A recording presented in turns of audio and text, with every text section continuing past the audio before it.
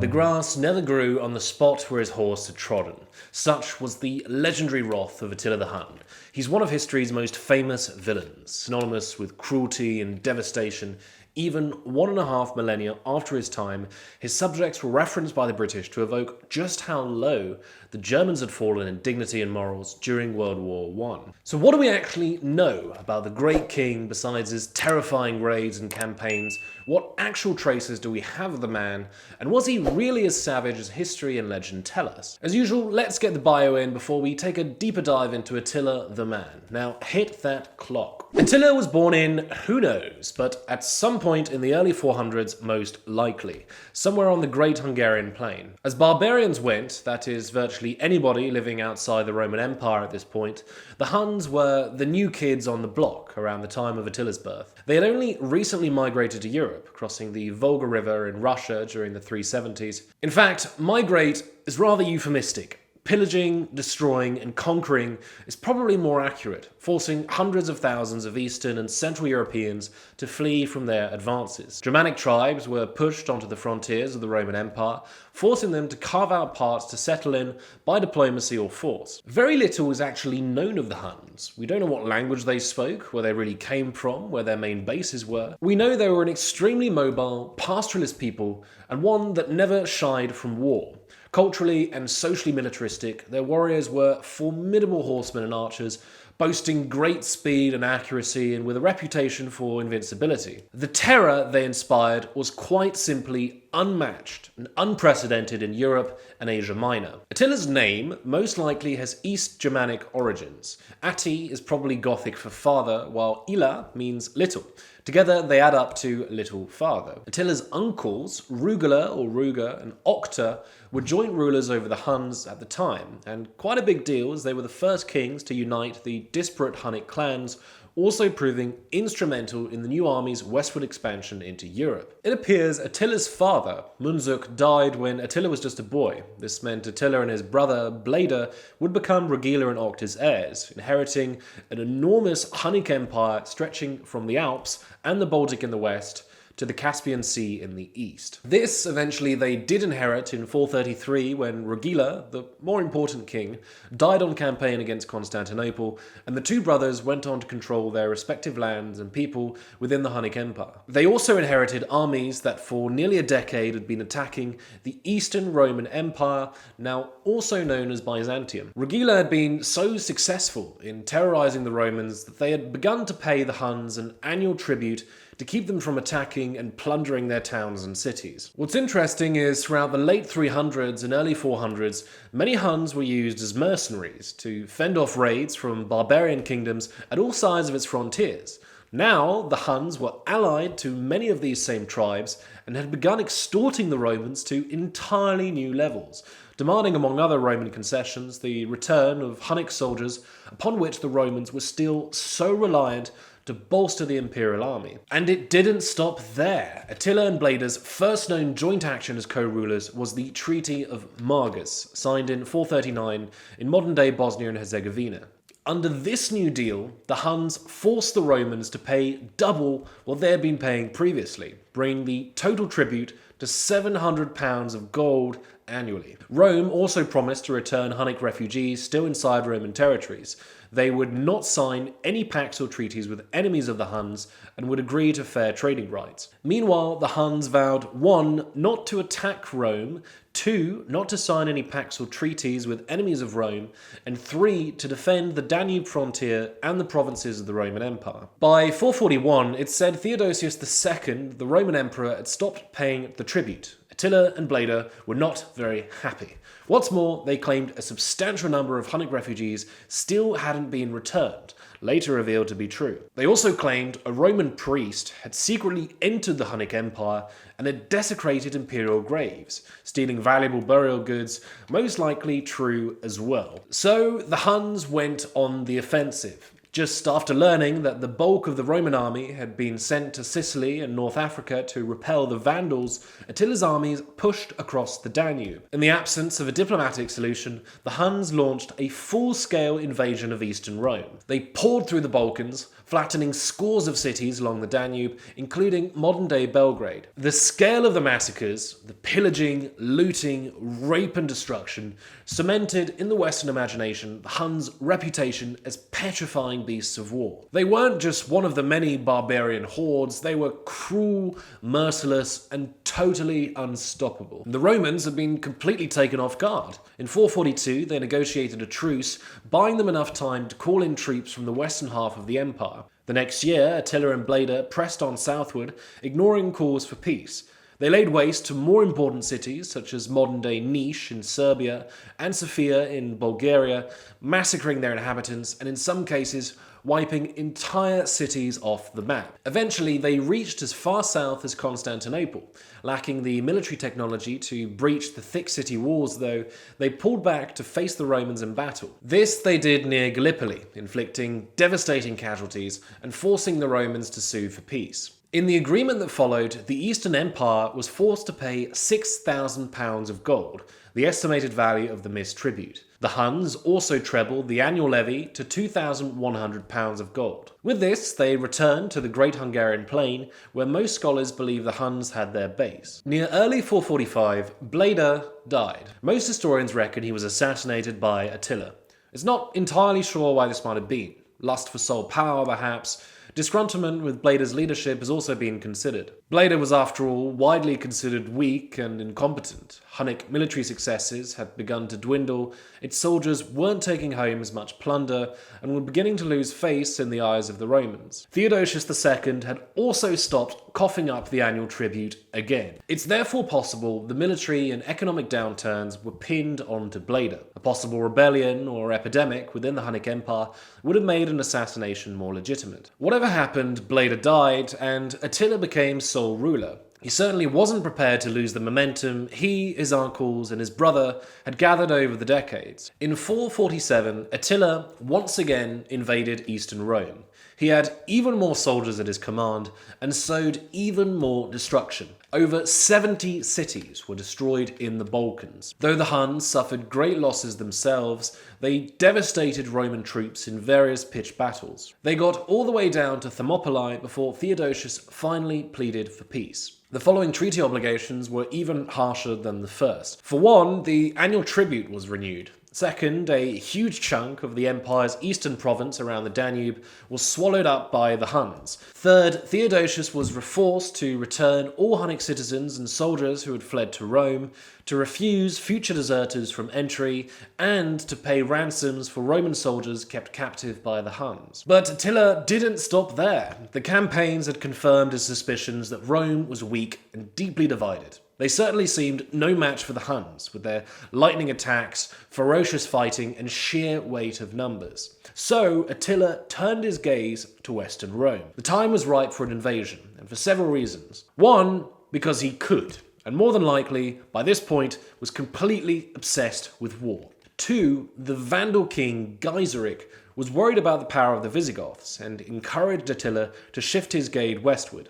The two had a kind of the enemy of my enemy is my friend type relationship, and Attila would have happily obliged. 3. Theodosius II had died in July of 450 AD, and his successor Marcian was refusing to pay up the annual tribute or make any more concessions to the Huns. The fourth and final reason was a rather unusual one. It was in the figure of Honoria, the sister of the Western Roman Emperor Valentinian III.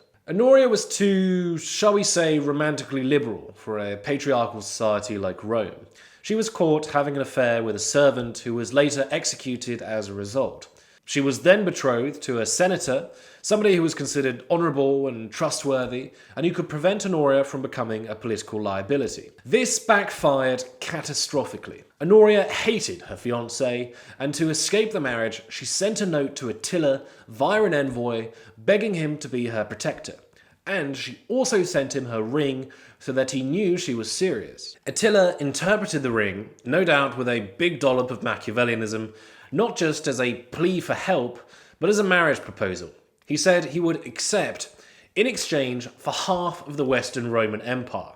So, just your usual dowry. When Valentinian discovered what his sister had done, he sent envoys to Attila, saying, no, there's been a bit of a mistake. But Attila insisted the proposal was legitimate, and that if he didn't get his bride and his dowry, well, he'd take them by force. And this was the excuse for the invasion of Gaul in 451. Although Marcian's refusal to pay any more tribute was probably the major reason, as the tribute was one of the, if not the, main economic lifeline for the Hunnic Empire. A huge, multi-ethnic invasion force was raised, probably around 200,000 men strong, though contemporary sources put the figure at over 500,000. It included vast numbers of allied or subject barbarian peoples, including Alans, Burgundians, Ostrogoths, and Vandals, but the list really goes on. The Romans, meanwhile, led by powerful military general Flavius Aetius, also formed an enormous Roman-led coalition of barbarian peoples, including, but not limited to, Burgundians, Celts, and Visigoths. Attila ravaged Gaul, sacking the major cities of Cologne, Trier, Metz, Strasbourg, and Reims. His armies reached as far as Orleans and almost managed to occupy the city, but the arrival of Aetius's armies forced Attila to withdraw. Knowing a major battle was imminent, Attila moved northeast to gain a strategic advantage. The decisive battle came on the 20th of June, 451, the Battle of the Catalaunian Plains. Its location isn't known for sure, but it was somewhere on the plains between Troyes and Chalon. It was one of the bloodiest battles in ancient history. According to one chronicler, 165,000 men died. By way of comparison, on the first day of the Battle of the Somme in July 1916, the bloodiest day in British military history, over 19,000 British soldiers were killed. Though the figure of 165,000 was most definitely exaggerated, suffice to say it was a horrendous battle. Many ancient sources reported that a stream near the field turned into a torrent of blood from the piles of gored corpses. The fighting was so ferocious, Attila had a funeral pyre prepared for himself. Theodoric I, king of the Visigoths, fighting alongside the Romans, was killed in battle, but his death emboldened his subjects into a fighting frenzy. Attila was eventually forced to withdraw. It was his first and only defeat in Europe. But Attila wouldn't have been the scourge of God if he'd just given up now, would he? 1 year later, in 452, Attila crossed the Alps to invade Italy. This time, the Roman general Aetius failed to rally another coalition. So, left virtually unopposed by imperial armies, the Huns laid waste to northern Italy. Major cities, including modern-day Verona, Milan, and Pavia, were flattened, their inhabitants massacred. The great city of Aquileia was leveled beyond recognition, and the legend goes the Huns forced its inhabitants to flee into the lagoons of the Adriatic to establish the floating city of Venice. Attila eventually established a court in northern Italy, most likely in Milan, then the capital of Western Rome. He was met there by a number of embassies, the last one made up of a few Roman senators and Pope Leo I, aka Pope Leo the Great. The legend goes that the eloquence and prestige of the pontiff convinced Attila to withdraw from the Italian peninsula. Historians have doubted this and instead have cited plague and food shortages in Italy as likelier factors for Attila's change of plans. There's also the fact Emperor Marcian had decided to mobilize East Roman troops in a campaign to rescue Western Rome. Attila withdrew without his bride or his dowry, if you remember those. He vowed to return to Western Rome and sack the entire empire if his demands weren't met. And he might very well have been able to take Western Rome. No sooner had he left Western Europe than he was once again back on the warpath. He embarked on new campaigns against the empire, including an enormous invasion of Eastern Rome. The empire still refused to give up Honoria, so in 453 he took a new wife called Ildico. He celebrated the wedding with what's been described as an unusual indulgence in food and drink. The following day, Attila was found dead. As a contemporary chronicler wrote, when a great part of the morning was spent, the royal attendants suspected some ill, and after a great uproar, broke in the doors. There they found the death of Attila accomplished by an effusion of blood, without any wound, and the girl with a downcast face weeping beneath her veil. The most common and likeliest version of his death is he burst a blood vessel, and the blood in his throat had choked him to death. As the chronicler put it, he had given himself up to excessive joy at his wedding, and as he lay on his back, heavy with wine and sleep, a rush of superfluous blood which would ordinarily have flowed from his nose, streamed in deadly course down his throat and killed him, since it was hindered in the usual passages. Other stories go, with varying credibility, that Ildiko poisoned him, or that he was killed in a conspiracy involving Emperor Marcian, or that he died from alcohol poisoning or else an esophageal hemorrhage. In any case, Attila, king of the Hun, the scourge of God, was gone. After elaborate ceremonies, the Hunnic king was encased in 3 nested coffins, the first in gold, the second in silver, and the third in iron. The coffins have never been discovered. Their burial place was kept secret. The slaves ordered to inter him were murdered, so as never to disclose its location.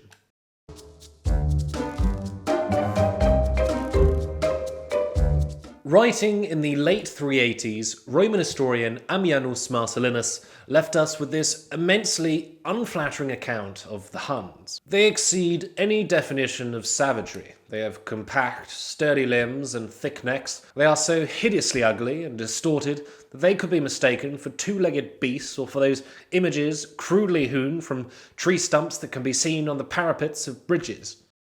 Later in the account, he writes, "Like unthinking animals, they are completely ignorant of the difference between right and wrong. They burn with an unquenchable lust for gold, and are so capricious and quick to anger that often, without provocation, they quarrel with their allies more than once on the same day, and then just as easily make up without anyone winning them around." And this was the typical Roman perception of the Hun, the most barbaric of all the barbarians, inhuman, immoral, savage, and without mercy. Their most famous leader, Attila, the scourge of the Roman Empire for 8 years, was the most inhuman and terrifying of them all, creating a persona that has found his way into legends and an incalculable number of stories for over 1.5 millennia. Just how fair is the popular image of the great king of the Huns? I'll say this first, the man was as cruel as they came.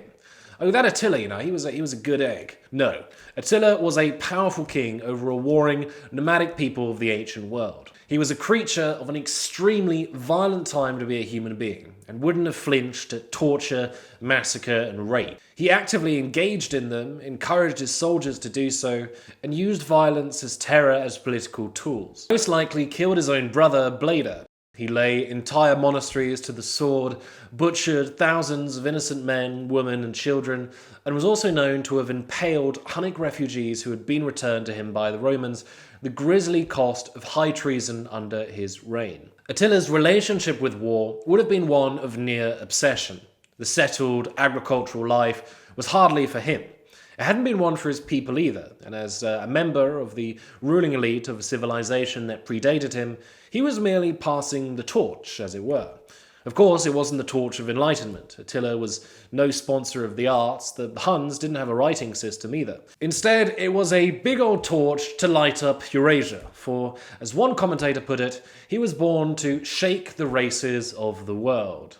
He himself would have learned from a young age how to fight, learning archery and horseback riding with his brother, and he would have fought in his uncle's campaigns when he was old enough to properly mount a horse and kill men. He learned that in the wicked way of the ancients, societies needed to kill or be killed, fight or be destroyed. He learned that attacking the weak and vulnerable and innocent were effective ways of striking terror in the hearts of his enemies, making them more bendable to his will, exacting tribute from their fears, and ultimately advancing the interests of his people. But let's put one fact straight. There's a reason Attila is the best-known barbarian of the ancient world, still infamous 1.5 millennia on. Plenty of Gothic, Vandal, and Hellenic kings terrorized Rome, but none inflicted quite the same levels of terror, destruction, and upheaval, and that just in 8 years. In the realm of alternate history, you could have an absolute field day.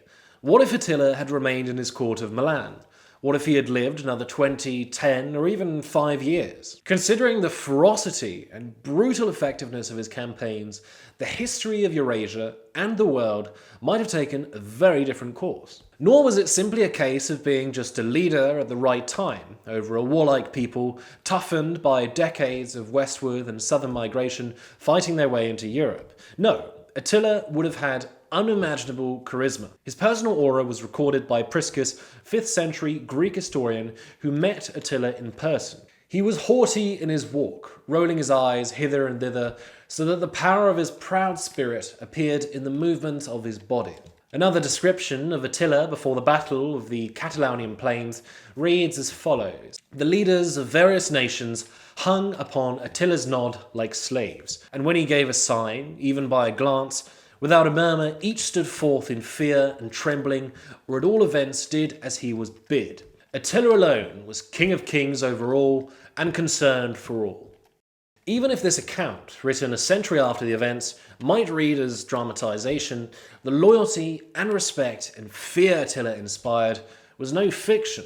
After all, he was able to command enormous multi-ethnic armies, commanding over peoples he had once terrorized, now swearing fealty to him and his subjects. He was able to appeal to their interests and aspirations, emboldening them to mobilize against the Romans, not necessarily through coercion. There's also scanty evidence of desertion within his ranks. The Hunnic king understood that keeping his hordes of horsemen happy was through plunder, riches, loot, and more than likely, the very acts of war. But his strengths as a military commander extended beyond an inspiring personality.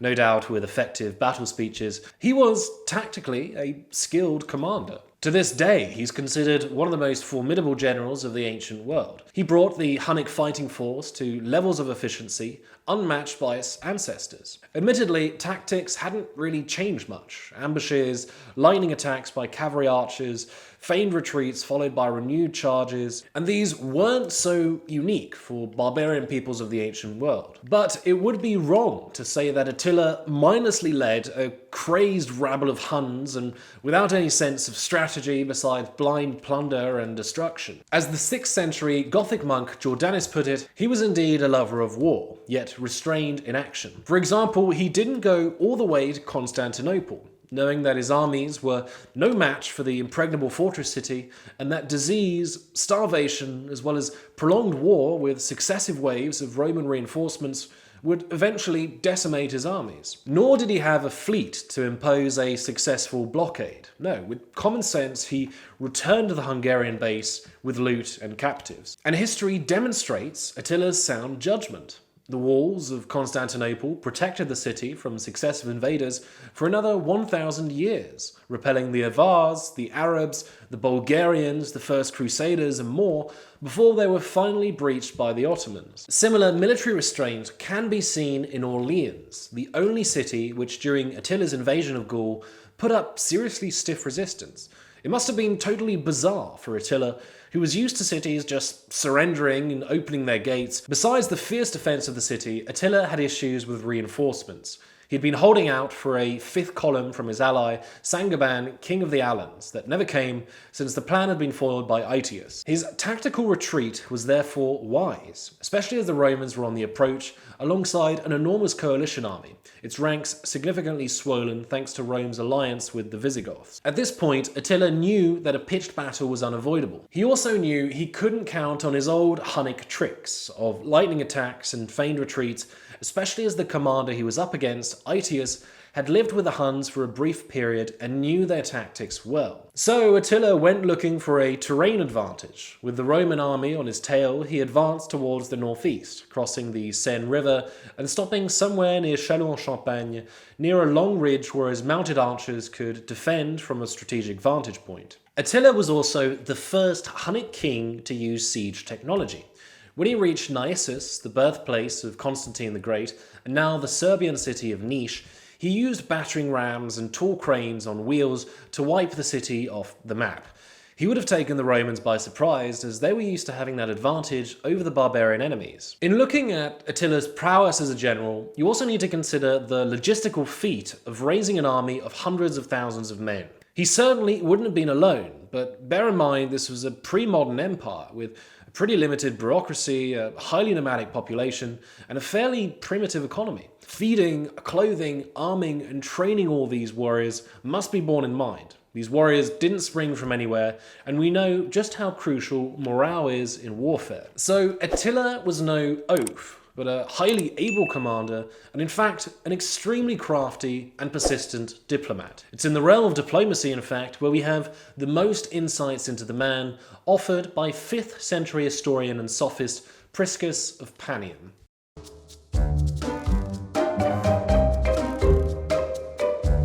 In 449, Priscus was part of an East Roman diplomatic mission sent to the Hunnic court, somewhere in the Great Hungarian Plain. Unbeknownst to Priscus, other members of this mission were part of a conspiracy to assassinate Attila. This was orchestrated by one of the East Roman Emperor's chaplains, a powerful eunuch named Chrysaphius. The thing was, Attila knew about the plot.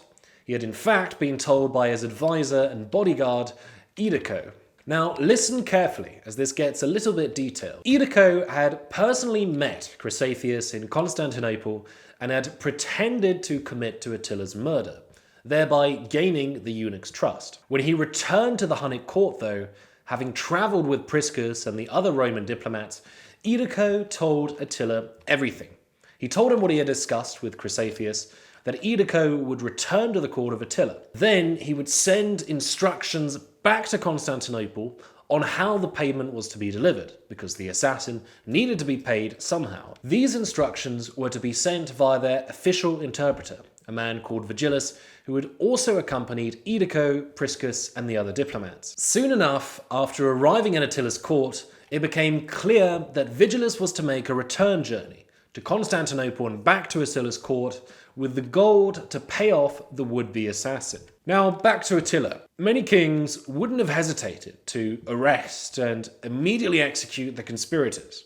But Attila, when he was told about all this, he did something else. What he did was he placed a ban on Roman envoys being allowed to buy anything other than food. That way, anybody carrying more gold than was necessary would automatically be incriminated with the smoking gun. When he met Vigilus at his camp for the first time, he ordered him to return to Constantinople with a diplomatic message, but secretly, wink wink, so that he could return to the Hunnic court with 50 pounds of gold, as it had been decided. Vigilus didn't know, nor did any of the envoys for that matter, that Attila had been fully briefed on the conspiracy, nor did he suspect anything about the trap Attila had laid out by allowing their little plot to unravel. When Vigilus returned from Constantinople with the 50 pounds of gold, lo and behold, he was immediately arrested. Attila and his men interrogated him, and he couldn't get away with saying, as he did, that he was buying slaves or clothes or ransoming prisoners. These had all been outlawed by Attila, so Vigilus was caught red-handed. Attila threatened Vigilus. He told him to tell the truth, and if he didn't, he would butcher his son, who had travelled with Vigilus to carry the gold, before his father's eyes. To this, Vigilus collapsed into tears and confessed everything. He implicated all the plotters, from Chrysaphius all the way up to his master, the East Roman Emperor Theodosius. And what did Attila do? Did he execute this weeping man, pleading for mercy at his feet? No, he kept the 50 pounds, put Vigilus in chains, and sent his son back to Constantinople to ransom his father's freedom, for another 50 pounds of gold. More tribute was probably exacted, and more humiliating still, the son was forced to pass on a note describing in excruciating detail how the entire plot on Attila's life had been foiled. And Attila didn't stop there either. He sent 2 Hunnic ambassadors to Constantinople, accompanying Vigilus's son. Their main mission was to demand that the eunuch Chrysaphius be sent to Hungary to explain his actions before Attila. But he also ordered the 2 envoys to do very specific things. One envoy was ordered to hang around his neck one of the leather bags used by Vigilus to stash the gold originally meant to fund Attila's murder, and he was ordered to ask the Roman courtiers if they recognized it. The second envoy was to put forward this carefully worded argument before the East Roman court, which was this: Theodosius was, in theory, to Attila at least, as nobly born as the Hun leader. While Attila had acted with mercy and restraint and honour, the Roman emperor, through his involvement in such a cowardly and disgraceful plot, had debased himself to the level of a slave. So it wasn't only Attila milking the situation down to the very last drop, even taking the moral high ground, Attila of all people. In his own special way, he could ask those Romans, who are the barbarians now? Putting this aside, though, Attila's general contempt for Romans was made manifest in several ways while our chronicler Priscus was at Attila's court. On one occasion, Priscus and Maximinus, that's the head of the Roman diplomatic mission, were invited to a special dinner at Attila's court. We're told the ambassadors were seated far away from Attila, too far for conversation, but close enough that they could see him. Since the occasion was pretty much a diplomatic event, this has been seen by several historians as specially choreographed so that the Romans could be humiliated and treated as inferiors. Maximinus did in fact take great offence. No doubt he was also sick of tone-deaf Huns singing their barbarian war songs or laughing like hyenas at their primitive games. No doubt he would have tutted and eye-rolled at being forced to toast to Attila's health 3 times or to drink to the honour of nearly every single Hunnic lord present at the event. Priscus, meanwhile, seems to have been more than happy to stare at Attila for the entire event, no doubt mesmerised at the sight of the great king, and more than likely completely plastered. It was in fact at this event where the only real impressions of Attila the man, and not the monolithic brute of myth and legend, were recorded. For one, Priscus noticed his moderation, not gluttonous or gold-lusting as many of his Roman contemporaries would have seen the Huns. He noted the wooden cup he drank wine from, in contrast to the silver and gilded cups of his subordinates. Besides this, quote, a luxurious meal served on a silver platter had been made ready for us and the barbarian guests, but Attila ate nothing but meat on a wooden trencher. Of course, these are observations from just one night, and a choreographed diplomatic one at that. No doubt Attila knew he was being watched by ambassadors. We can't say just from this that Attila was consistently abstemious. His wedding night before his gory death suggests a hedonistic streak, for example. But they are nonetheless interesting observations, and they would certainly have been eye-opening to contemporary Roman readers, often entrenched in their negative attitudes towards barbarians. Another interesting anecdote from the soiree is that of Zircon. Zircon was a Moorish man with dwarfism. We're told Attila's brother, Bleda, once kept him as a personal jester. Zircon had fled from Bleda, but was eventually returned. When interrogated on the reasons for his desertion, he claimed it was in pursuit of a wife. Instead of executing him, Bleda had given him a noblewoman as a wife, on a whim and no doubt partly as a joke. When Attila claimed sole rulership, he apparently sent Zircon to Aetius, the Roman general, as a gift, probably happy to get rid of him. Priscus tells us Zircon was present at the banquet while he was there. Aetius had apparently convinced Zircon to travel to Hungary, speak to Attila, and request that he be reunited with his wife. This was the same one who had been flippantly betrothed by Bleda several years before. Priscus writes, on the occasion of the banquet, he made his appearance and threw all, except Attila, into fits of unquenchable laughter by his appearance, his dress, his voice, and his words, which were a confused jumble of Latin, Hunnic, and Gothic. He goes on to say, Attila, however, remained immovable and of unchanging countenance, nor by word or act did he betray anything approaching a smile or merriment. Ultimately, Attila refused Zircon's reunion with his wife. We're told he had always had a dislike for the former jester, in marked contrast to his brother, who took him everywhere and even commissioned special armour for him. No doubt Attila saw Zircon with contempt, especially as a prized accessory of his brother, whom it's likely Attila scorned for his misgovernment and carefree arrogance. He perhaps felt disgust at how his brother had debased a Hunnic noblewoman by marrying a jester with dwarfism. His refusal to reunite them could be seen as overturning his brother's betrothal and discrediting any legacy of his foolish rule. In all cases, the picture of Attila here emerges as a serious, principled ruler who, besides finding nothing funny about the antics of a man with dwarfism, was committed to the dignity and honour of the Huns. When he did appear to show emotion at the feast, Priscus writes it was directed to his youngest son, Ernest, as soon as he entered the room. He, quote, pulled him by the cheek and gazed on him with a calm look of satisfaction. His older children, on the other hand, he appeared to neglect. The reason for this was explained by a Hun sitting near Priscus, who, in broken Latin, told the chronicler that Attila particularly favoured the young Ernest because of a prophecy. Soothsayers in the Hunnic court had once told Attila that one day the race of the Huns would fall, but that they would be restored by the youngest of Attila's sons. Therefore, through the special treatment Attila afforded Ernest, Attila demonstrates his strong sense of duty and mission to the Hunnic people and civilization. And this shines elsewhere. A constant issue throughout all his diplomatic negotiations with Rome, as you'll have seen throughout this video, was the delivery of Hunnic refugees, be they nobility or lowly mercenaries. In 448, Attila was prepared to go to war with the Eastern Empire because of this, just for returning only 5 of the 17 Hunnic turncoats. The next year, Priscus actually saw Attila's raw emotions on this matter firsthand.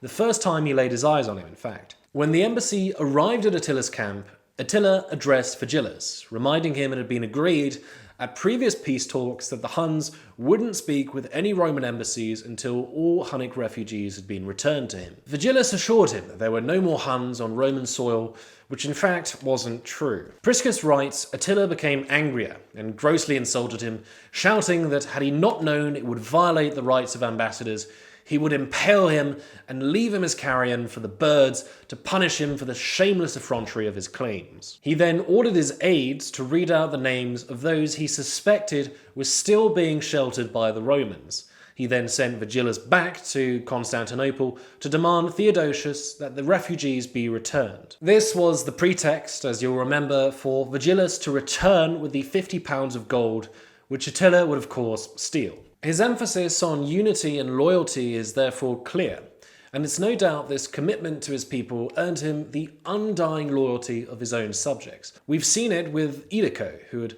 much to gain, in fact, from Attila's death, having been promised by Chrysafias, quote, a life of happiness and the greatest wealth if he went through with the assassination. Elsewhere in his writings, Priscus also recorded 2 Roman secretaries under Attila's employ, who served him out of loyalty rather than fear. And then there's the great solemnity of Attila's funeral. You already know about the 3 coffins, silver and gold to represent all the plunder he claimed in life, and iron as an allusion to the battles he won. His body was elaborately decorated with rare oriental silks and precious ornaments. Meanwhile, to quote the great historian Edward Gibbon, the barbarians cut off a part of their hair, gashed their faces with unseemly wounds, and bewailed their valiant leader as he deserved, not with the tears of women, but with the blood of warriors.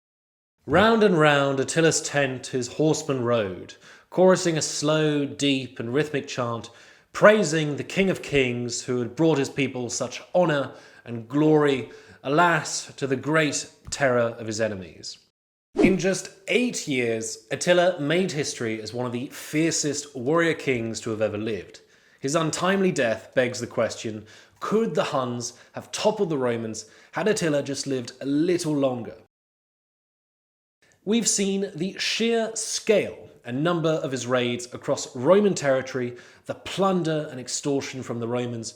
Besides the real terror he struck in the hearts of his enemies, his people had a tremendous impact on the history of the world, and not just when he was alive. In the mid to late 300s, before Attila's time, the Hunnic westward advance from Asia into Europe provoked what's known as the Great Migration, in which hundreds of thousands of barbarian peoples were pushed towards the frontiers of the Roman Empire. Raids, military confrontations, extortion, not to mention a reduced tax base when barbarian peoples struck deals to settle on Roman territory. All these things massively strained state finances. The Huns, especially under Attila, would prove even more devastating, with the crippling tribute they exacted and their costly military campaigns destroying entire cities and communities in their wake. But their greatest impact was indirect, not only by prompting the Great Migration, but by the collapse of the Hunnic Empire. After Attila's death, his 3 sons fought a bitter civil war, each fighting for state resources and a bigger slice of the imperial pie. But in doing so, they squandered the state's resources, and by 469, just 16 years after Attila's death, the Huns had ceased to exist as a political entity. This has been argued as one of the most, if not the most, decisive blow to the Roman Empire. The collapse of the Hunnic Empire left a power vacuum. The other barbarian kingdoms vied for control of the subsequently ungoverned lands across Central and Southern Europe. The Roman Empire was increasingly surrounded by aggressive kingdoms who all wanted large chunks of the empire for themselves. With dwindling resources and manpower, they couldn't even call upon the Huns as mercenary as they'd done in the past. The fall of the Huns therefore precipitated the collapse of Western Rome, completed in 476 when the last Roman emperor was deposed by Odoacer, plunging Rome into the Dark Ages.